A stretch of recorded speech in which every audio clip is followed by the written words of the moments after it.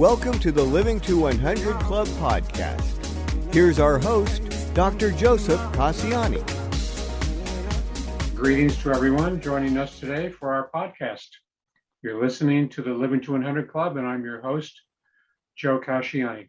You can find this conversation and all past conversations on our website, livingto100.club. In addition to my podcasting, I'm a public speaker, and I present to community organizations and senior groups on topics related to aging well and managing setbacks. And on my website, you'll see options to sign up for one-on-one resilience coaching for anyone wanting more personal time to talk. I also provide consulting and training on clinical topics like depression and dementia. Now to our podcast, where we discuss successful aging, staying positive, and making more informed decisions. Today, we have an exciting and inspiring conversation with someone who has worked in her post-50 years to cultivate confidence and break through long-held barriers and limitations. Our guest, Jill Phillips, shares with our audience how she decided to pursue her life goals after retirement, pursue a graduate degree, write a book about growing up in London in the early 1960s, and running a 5K marathon. First, a little background on Jill. Jill Phillips is an author and retired occupational therapist. Motivated by the retelling of family stories, she wrote Lamlash Street, which is about navigating family life in London after World War II. She's a storyteller with a passion to inspire families to connect through the telling of their past. She spent 30 years working as an occupational therapist and hospital manager before retiring. Rather than slowing down the pace of life as she neared retirement, Jill refocused her efforts, enjoying each day with a zest for life.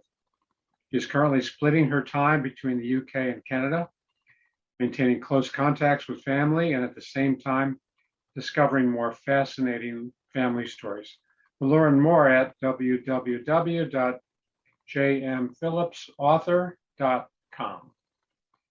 Jill, welcome to our program today. Oh, it's lovely to be here. Thank you. Great. Glad to have you with us.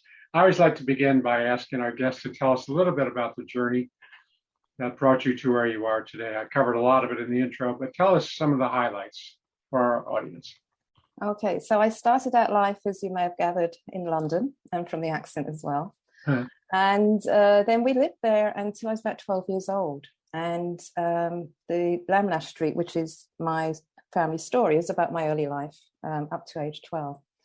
And then we moved to Bexley Heath, which is only 10 miles outside London, but it's a very different culture and a huge culture shock. And it's in Kent, and it's a very middle class area compared to working class London, which is where I came from.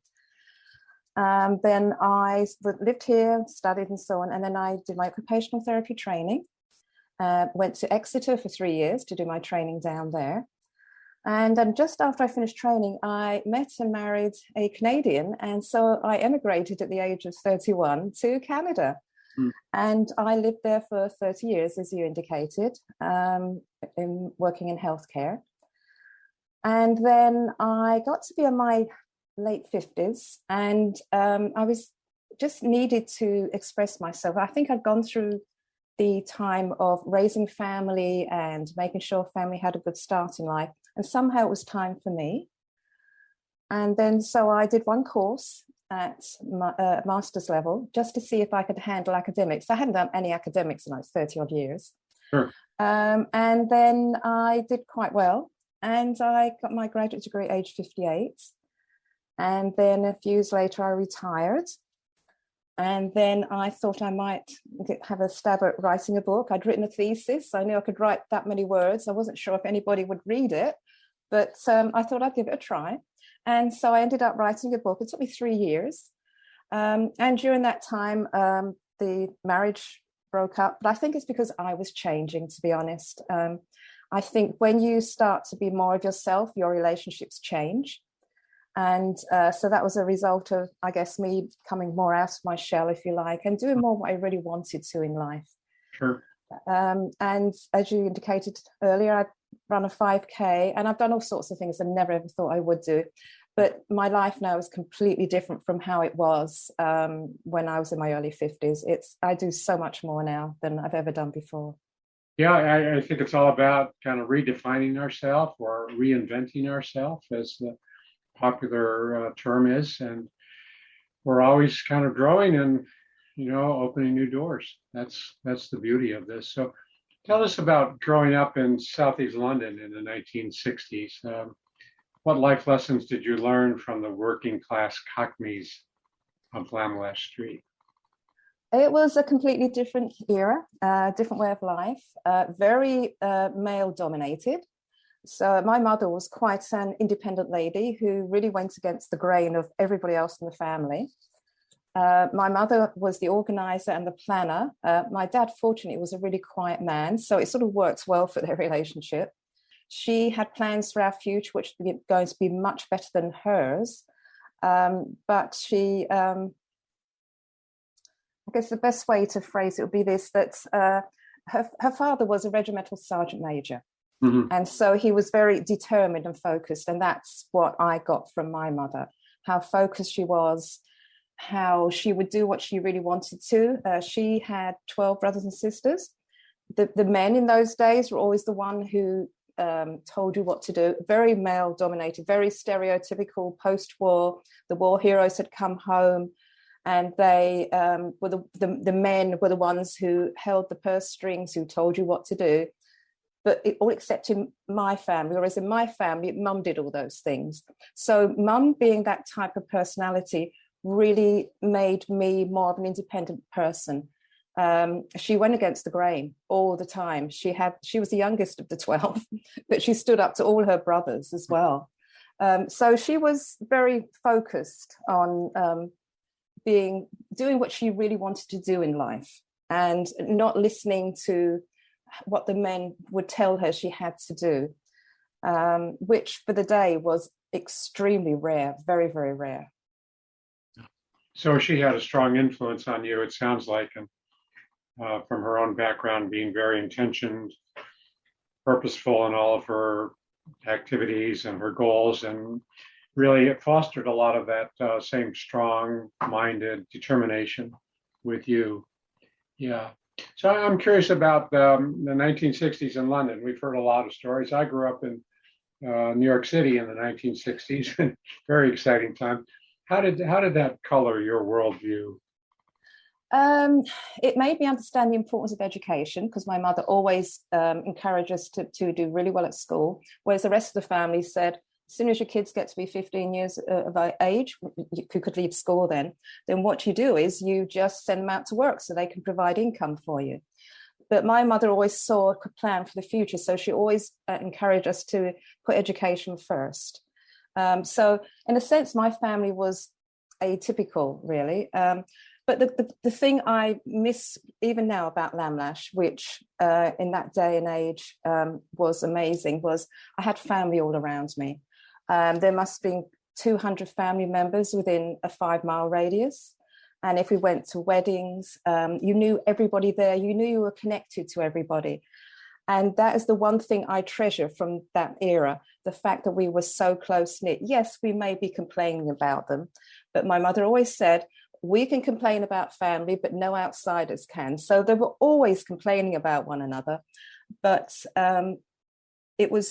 we felt secure. As children, we felt so secure that if mum and dad were going a little bit strange or complaining about stuff or saying we hadn't done something, we could go to an aunt or uncle. And if the aunt and uncle weren't really that good that day, then we would go to talk to a cousin. So we always had huge amounts of support. And it felt very secure growing up in that environment. We didn't have any money. We rented a house. Nobody bought their own property in those days. You just paid your rent, then the landlord took care of the rest. We were quite lucky at Christmas time because we always had lots of gifts. But sometimes the gifts came from places where you didn't really want to ask people too closely as to why they were so cheap. So, you know, in that day and age, just to survive, you really had to be on the borders of illegal, if you like, in terms of, I would say there's a phrase here, I don't know if it's in the US, but it's something that fell off the back of a lorry. off the back of a truck, basically. Yeah, sure. Yeah, so what that is, it's like, well, somebody probably stole it somewhere along the road, and we don't really ask any questions because we can't afford full price, but this is going to be half price. So at least we can have this in our life now, because it may be vaguely illegal, but if we don't ask any questions, they will tell you no lies. That was another phrase. Sure. Mum always used to say that one. Say, ask me no questions and I'll tell you no lies. In other words, I don't want to know. So that was the environment we grew up in, very poor, but rich in terms of family. Yeah, 200 relatives within did you say 5 mile or 5 kilometers? Yeah, we could walk to all their houses. Yeah, we were going to see, because, as I said, Mum had 12 brothers and sisters, and there were two families. There was the Phillips family and the Clark family. And basically, there were 12 on both sides. And they intermarried, basically. So these two families, lots of aunts and uncles it was a really bizarre family tree. But if we were going to visit auntie or an uncle or a cousin, it was literally a 10-minute walk away all the time. Yeah. So a strong emphasis on education, being in school. Were you tempted to enjoy the music scene at all in London in those years? Well, I wasn't allowed to. You weren't allowed. My mother being so strong-minded, I didn't have a lot of options. And the other thing that was different in those days is there was a well-known phrase that children should be seen and not heard. Oh boy! So you were, if there was a family gathering, you sat there and you could not be part of the conversation. You could sit and listen unless you were told to leave the room because it wasn't appropriate for you, but you just sat and listened. You were taught from a very early age that you did not contribute to the conversation because adults had these rights, but children had no rights whatsoever. Oh, pretty strict, sure. Yeah. Well, you probably caught up with the music a little later on. There wasn't that much going on, right? You have to remember I was 11, 12 years old. So it was around me. I mean, obviously I knew about the Beatles. They were in the newspapers every day. I can remember my mum saying to me one day, she was looking at the newspaper, said, look, there's nothing in this newspaper. She said, they're just talking about these long-haired singers. What's wrong with the world, sort of thing? And it was the Beatles, right? They were talking that's not any news. That's not relevant. Sure. Well, they weren't musicians, Mum, because we did. Mum never bought one Beatles song at all, one Beatles record or single, because she said they weren't real musicians anyway. Yeah. Well, different. So you chronicled your growing up in your book, Lamb Street, portrait of the 1960s post-war London. So you alluded to it earlier, but what drew you to becoming an author after age 50? I don't think age was a factor for me, to be honest. I've always been somebody who felt that if I had the ability to do something, I would do it. Age was never a factor. But what drew me to writing a book, it wasn't actually writing a book as such initially, it was just writing the stories down. Because the stories about the aunts and uncles and cousins and the way we lived, they were retold over and over again. Every time you went to a family event, there was my mum, my Aunt Ellen, and my Aunt Mary, or three sisters, and they would sit and talk about the past, or they would sit and complain about everybody. But those sorts of family stories, I wanted to get them down on paper, so I literally started by just saying, what can I remember from those days? Wow. And I wrote it down as much as I could, and then I would talk to other people and say, oh, do you remember when I went to Manor Place swimming baths and I got my school certificate in swimming? And they would say, oh, yes, I remember that. And do you remember this? And that's how it started. I wasn't planning to be Shakespeare or anybody. I just wanted to write the stories down before they were lost. Yeah. So a lot of conversations, reconnecting with family members, maybe, reminiscing and bringing in those stories of what you learned and what the family's experiences were.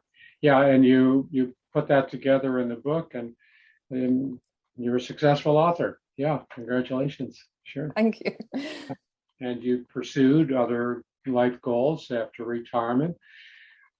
You also, when we talked earlier on the phone, you talked a lot about sabotaging behaviors, self-sabotaging behaviors, and some of those challenges with confidence. And how did you overcome these negative thoughts, these self-sabotaging behaviors? I had a lot of them. I'm not somebody who's always had masses of confidence. Even now, I struggle sometimes. And I spent a lot of my life not wanting to express myself. I didn't want to rock the boat. I didn't want to upset people. I was fearful of, if I was outspoken, I might be sort of shut down again. And I think for me, what happened is when I started to work on my graduate degree, I realized that because I was getting A grades basically on my assignments, which really shocked me, I realized that I could do something and do it really well. And so I thought, and then I completed my degree and I did the thesis because it was a thesis option or a coursework option. I did the thesis option because I hadn't done one before. And I knew I'd have the support to get me through the thesis through my professor. And so that's what I did. So with that behind me, by the time I was in my late 50s, I then picked away at something else. And I was thinking about the book or writing the stories down. And then later on, when the chance came up and somebody said to me, oh, have you ever thought of running a 5K? Because Parkrun does 5K free parkruns. And I said, no, I haven't heard of that. And I thought, well, maybe I'll try. And I was with a personal trainer at the time. And because she was helping me to get fit, I'd had a nasty fall a couple of years earlier and I was really overweight. And then I worked with my trainer and I managed to lose 40 pounds. And I was pretty fit at that point and still am. And so when I heard about Parkrun, it's like, you know what, so far I've written a thesis. I'm working my way through this book, nearly finished the book. Why don't I try this? And why don't I try this 5K? So it builds over the years. And it comes from trying different things and getting other people to give you input as to whether you're good at something or not. So, for example, when I was doing my university work, my professor was giving me feedback and said, oh, Joy, you're quite good at this and you're quite good at that. So then I gradually, year by year, I got to the point where I was going to try, well, now I'll try anything. It may take me longer to do it, and I may not be the fastest or the first, but I do keep trying now. Yeah. So you had some early influences that were not really conducive to being a writer and, pursuing a lot of lofty goals. You really didn't want to, as you say, express yourself. You didn't want to rock the boat. But yet over time, as you embarked on any of these behaviors, you found some successes. You wrote some chapters, you took a course, and you found those little bit of rewards, what I call, kind of that reinforcing behavior. And each time you did that, you built up some confidence. You built up that momentum. And people invited you to try something, and you said, why not?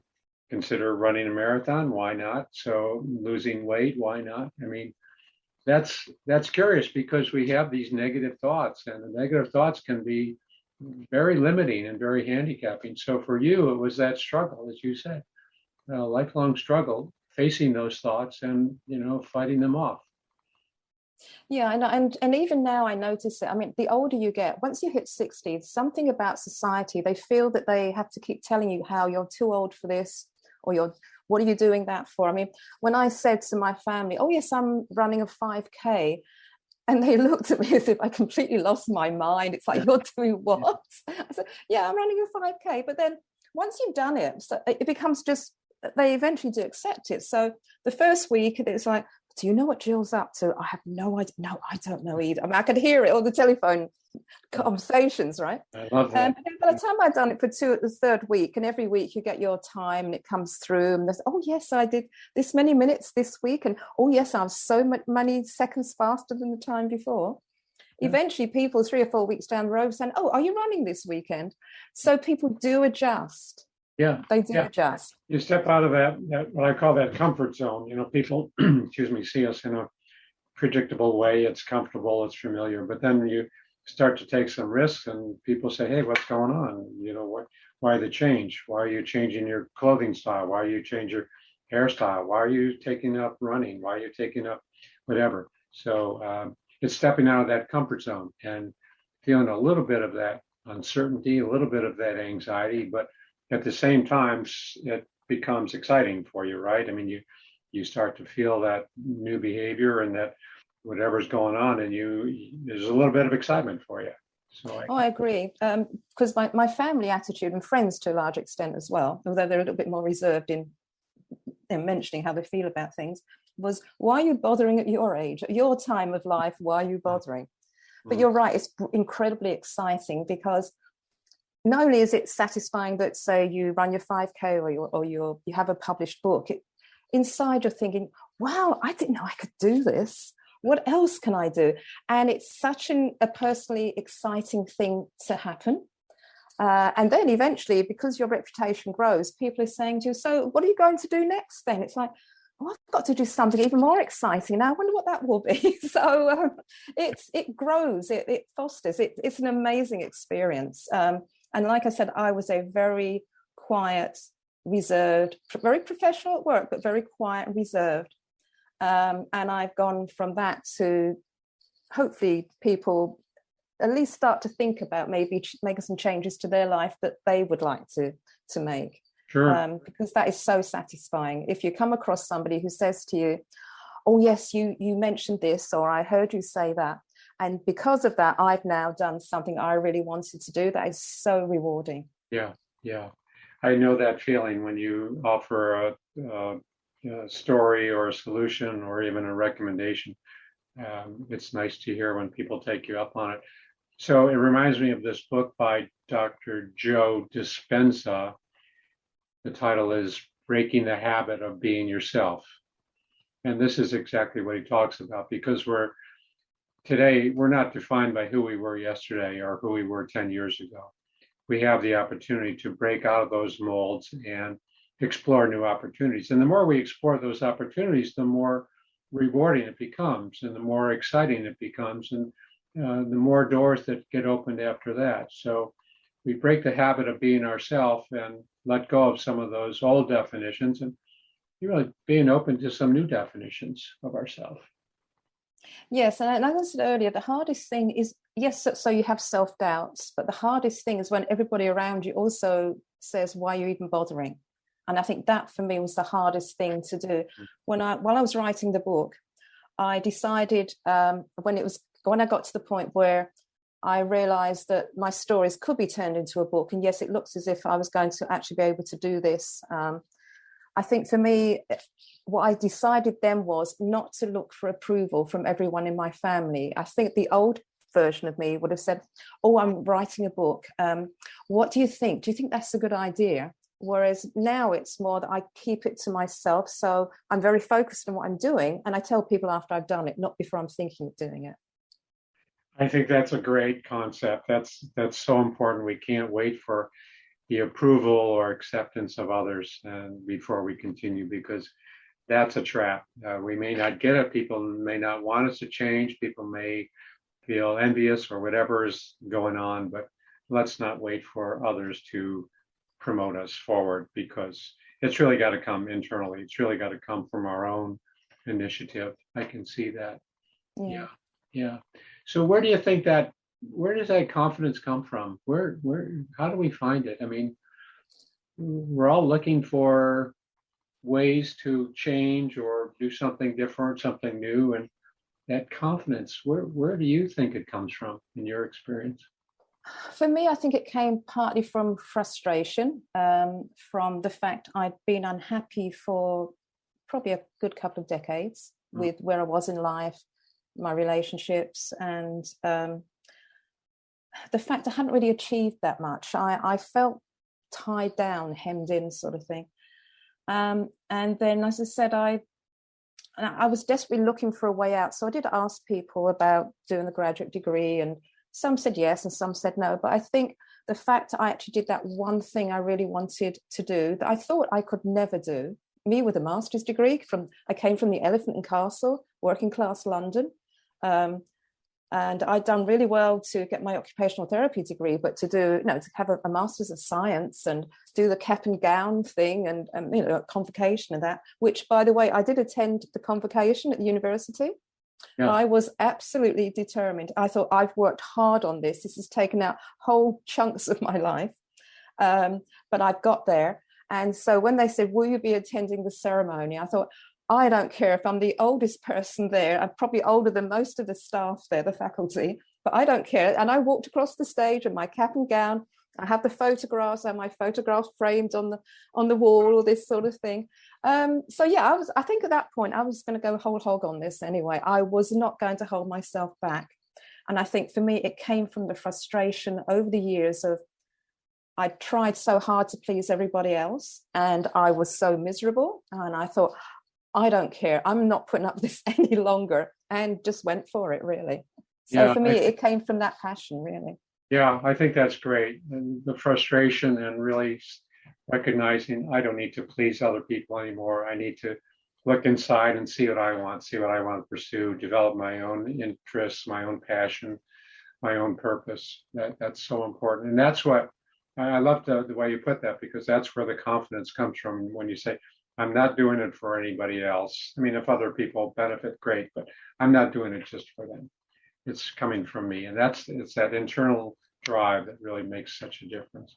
So I'm curious, what would you tell other people about getting started on, kind of writing down their life stories, and they're going through their own struggles? How does somebody get started doing this on with the book?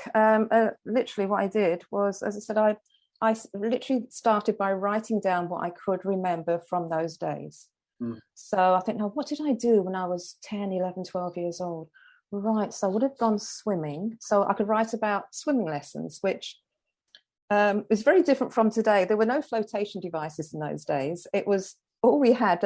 It was an old Victorian swimming bath with the steam rooms were downstairs, and the old bathrooms where people didn't have their own bathrooms were downstairs as well. Very old building. I think it's now historical building, protected or something. But the way we were taught how to swim was the swimming instructor, who never ever got into the pool at all, walked around the side of the pool, and she had a broom handle in her hands. And so after we'd managed to swim widthways, because we could still touch the bottom of the pool, across the pool, that was 25 yards. And then we used to have to swim up the full length of the pool. She would walk ahead. I was swimming by the edge of the pool, and no instructions on technique, nothing at all. And she had held this broom handle, and if she could see you were sinking down a little bit too far, she'd bring the broom handle really close to you so you could hold on to it so you wouldn't drown. And if she thought you were doing okay, she'd move the broom handle further away. And that was the swimming technique that we learned how to swim by. She literally walked around the pool holding on this broom handle, and that was the only thing between you and death, basically. So it's and half our class did manage to learn to swim. So there we go.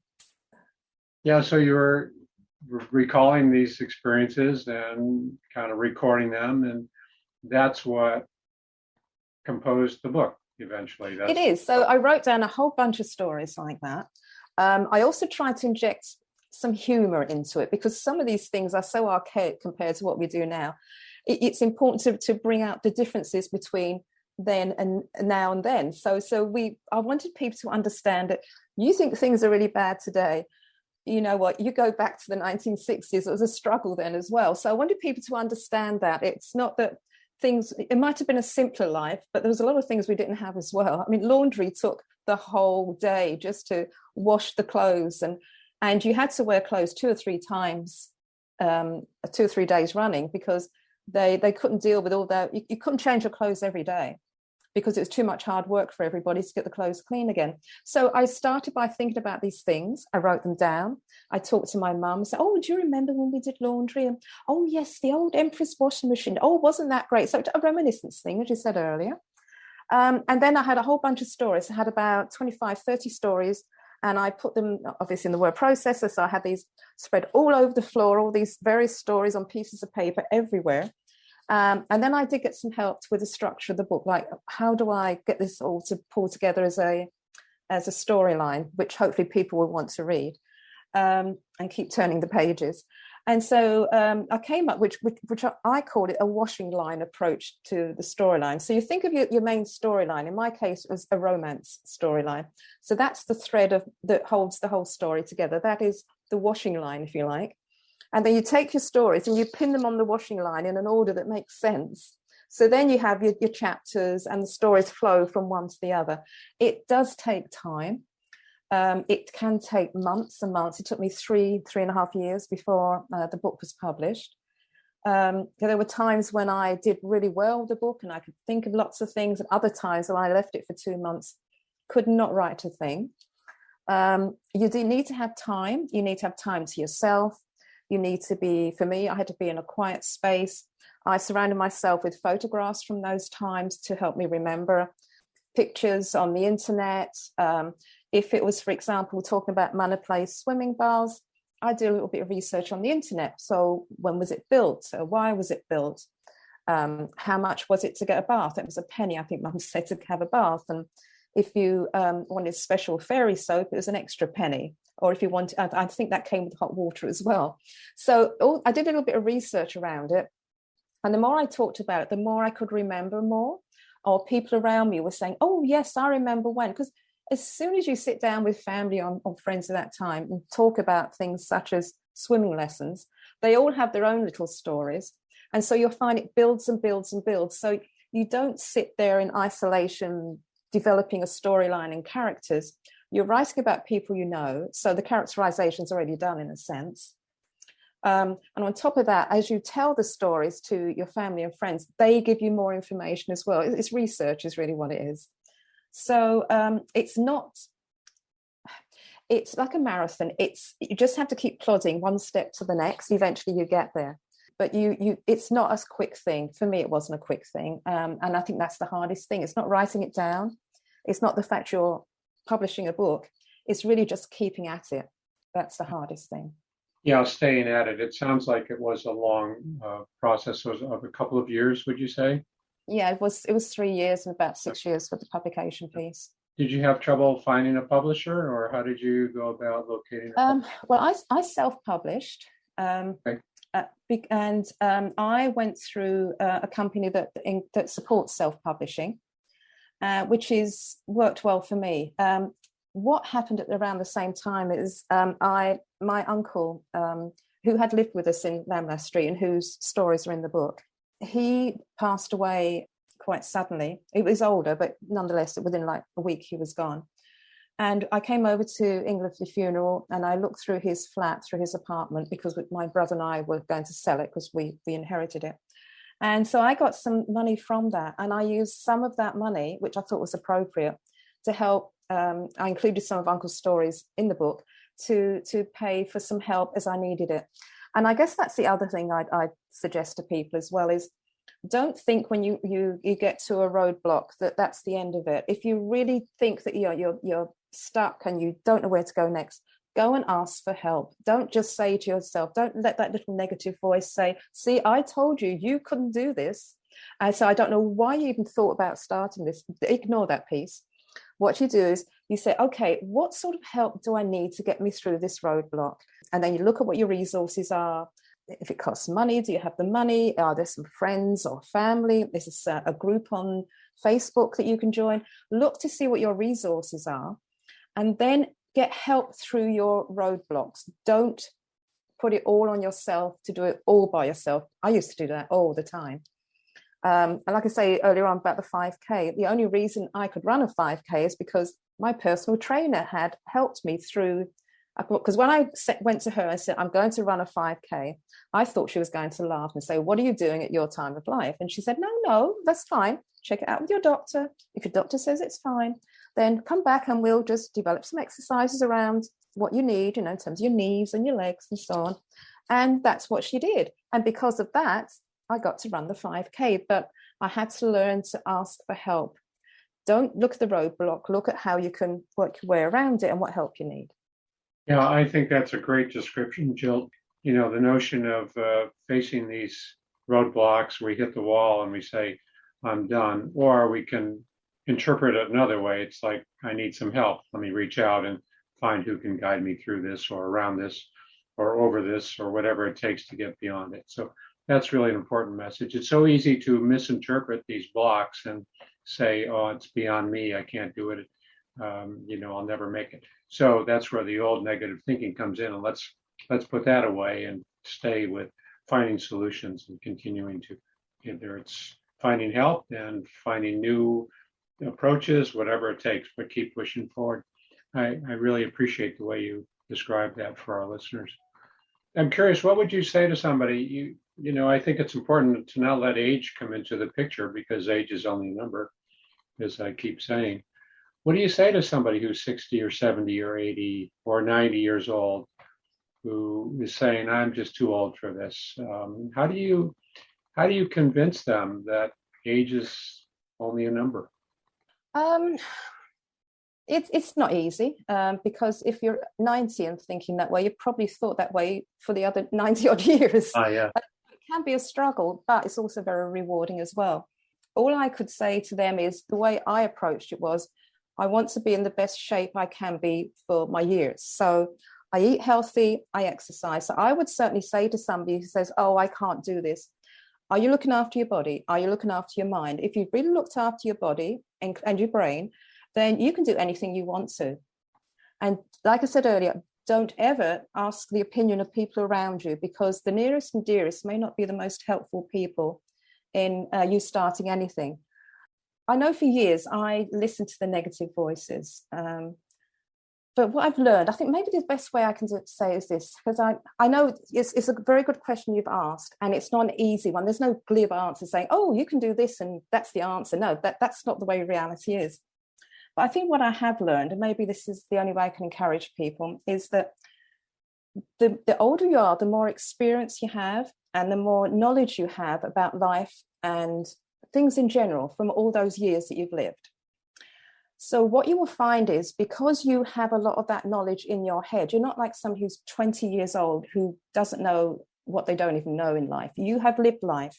You have had kids, you've had children, grandchildren. You've been through all sorts of terrible things. You've been through some amazing things. So what you will find is when you find something you want to do, for example, writing a book, you can get there much more quickly. The transition between starting the book and finishing the book is going to be much quicker for you than somebody who's 20 years old, because number one, you have stories. You probably have contacts. You know how to find people who can help you. You may have more resources. What you will find is the older you get, the quicker you can make these transitions, because you know so much more than somebody younger than yourself. Yeah, that's so important, because I want to emphasize that you are not the exception. I think you would agree with that too. Everybody has this potential, and there are thousands, maybe hundreds of thousands of people who are doing the same thing that you are, looking at your experiences and overcoming some of those negative thoughts and really pushing forward and opening up some new doors and really accomplishing some things that we didn't think we were capable of. So I really appreciate the way you shared that we have a lot of experiences and we can chronicle that in our own book, or we can, find some other ways to utilize that experience. But that's so important, that we can rely on our own experiences and share that. And we get confidence and kind of more momentum when we can put this into practice for ourselves and for others. Yeah. So I think that's great. I think that's an important message for people to take away from our podcast. So thanks very much for sharing that. Yeah. Oh, you're more than welcome. Yeah.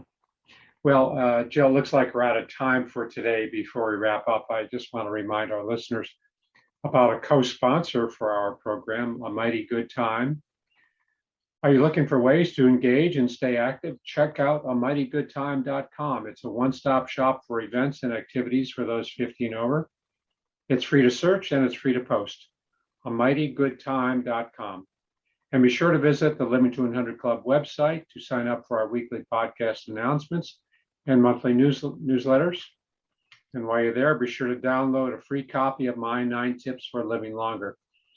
Lastly, pick up a copy of my book, Living Longer is the New Normal, all about maintaining a positive mindset in all we do. It's on Amazon as an ebook or a hard copy.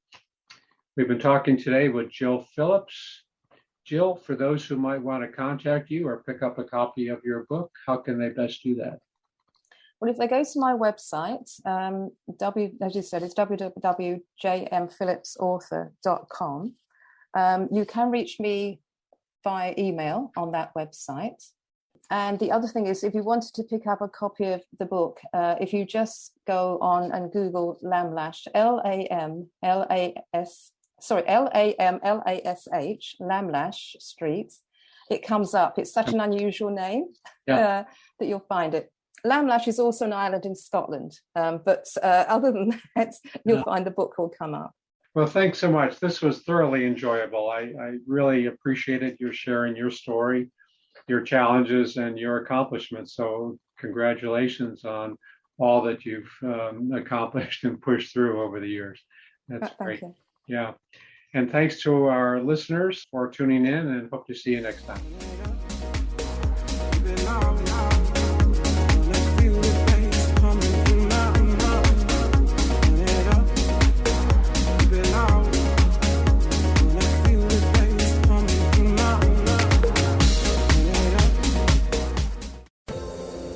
Hi everyone, this is Meredith from the Senior Fitness with Meredith podcast, where I discuss all things for seniors, from fitness, your health and wellness journeys, how to be all over strong and beyond. I also have my mini podcast called Motivation with Meredith. It's a great, quick motivational pick-me-up for your days. Join me, listen now, search for Senior Fitness with Meredith on your favorite podcast platform.